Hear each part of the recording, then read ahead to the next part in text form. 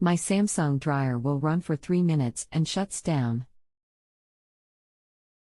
It goes 45 to 44 then to 1 minute and shuts off.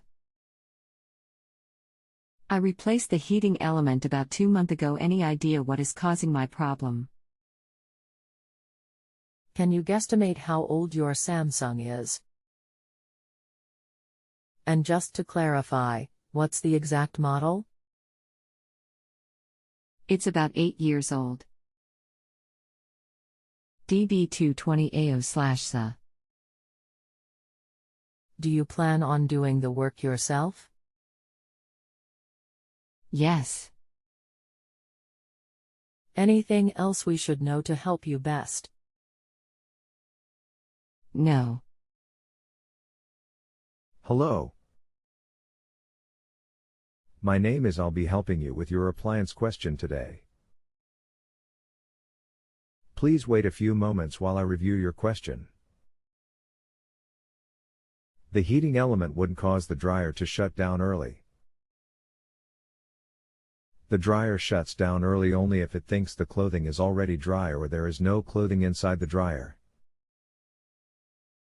Open the door and look below the doorway inside the dryer drum area. There are 2 parallel silver bars which are your moisture sensors. Clean them with a rag and white vinegar.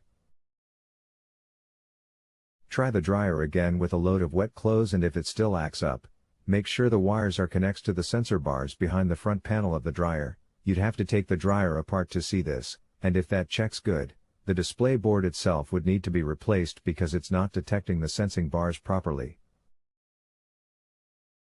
We are on the honor system here. If you need anything else, just let me know.